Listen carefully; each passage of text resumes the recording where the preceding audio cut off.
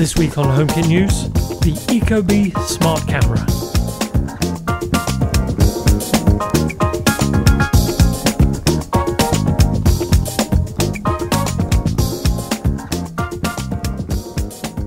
So today we're looking at the ecobee Smart Camera with voice control, and no, it's not Siri.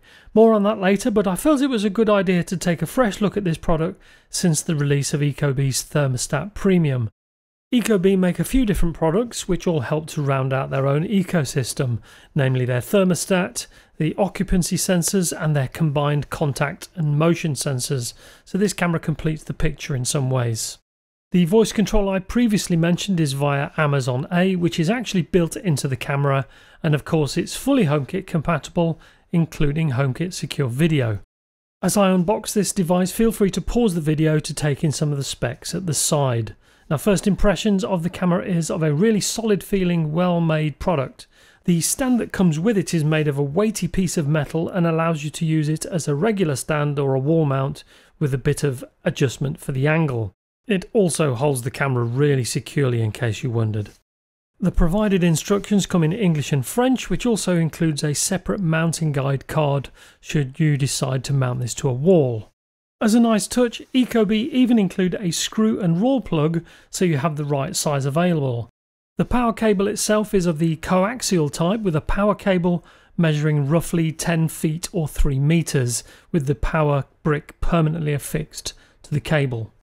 Let's now take a closer look at the camera, which includes two far-field mics for Amazon A. It's dual band, so 5 GHz connection is an option, and the field of view is 180 degrees, which I'll demonstrate next. Given how much the camera has come down in price, the product itself feels really premium, and with recording at 30 frames per second, it's really hard to complain.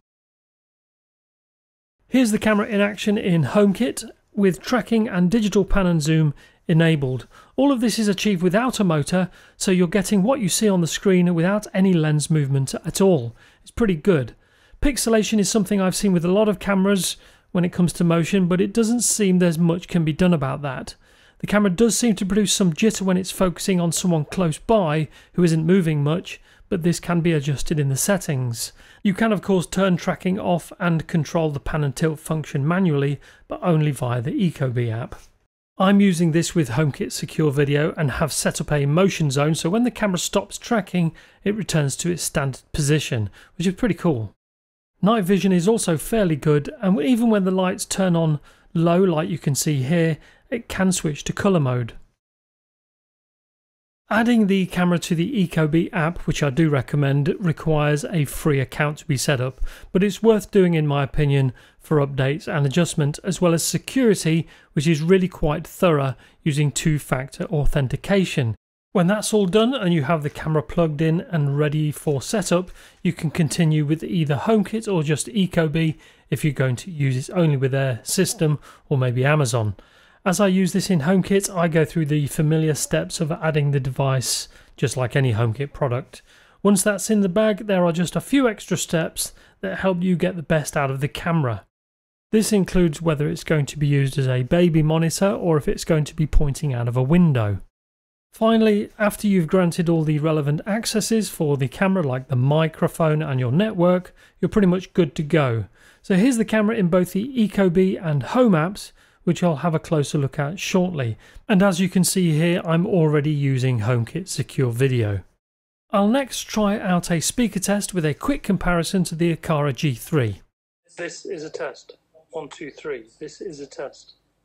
This is a test. 1, 2, 3. This is a test. This is a test. 1, 2, 3. This is a test. This is a test. 1, 2, 3. This is a test. I think most of you will agree the actual audio quality is impressively warm and clear and not tinny sounding, which you tend to get on many other cameras, both cheap and more expensive. Equally, I think the internal mics are just as good, picking up audio and recording it very well, as demonstrated next. This is a test. 1, 2, 3. This is a test. This is a test. 1, 2, 3. This is a test. The ecobee smart camera in HomeKit is pretty standard with just the motion sensor as an extra, so there's really nothing special apart from HomeKit Secure Video, which was added a while after the original release of this product. As one might expect, the ecobee app allows more control, like the digital pan, tilt and zoom controls, which can be done by simply dragging your finger on the live image. You can also use a specific controller if you wish, along with zoom controls. Without a paid plan, the app will only show snapshots for monitoring and motion events, but with HomeKit Secure Video, that's okay. Finally to voice control, and I don't use Amazon A myself, but if you do, this may be quite useful, and with the excellent speaker and mics, it actually works really well. What's the time in Cupertino, California? In Cupertino, it's 12:59 AM. So, I don't really have any cons to report, as this is an excellent product for the price, which regularly seems to go on sale. The build quality is beyond a lot of cameras in the same price range, although maybe not with as many features. I really appreciate the security side of protecting the camera and associated counts, so that's a plus. The digital pan is one of those things we need to see more of, as without a motor moving the camera, it's less intrusive and one less piece of equipment to go wrong. Some cameras offer 5 GHz connectivity, but far too few in my opinion, so I'm really happy it's offered here, and with one of the best mic and speaker combination I've heard in a camera, this makes it seem really premium. The voice assistant integration isn't something I'm using, and I can appreciate why many might not want to turn it on altogether, but if you use this as well as HomeKit, it's an obvious bonus. That's our take on the ecobee smart camera, so if you have any questions or comments, please drop a line below.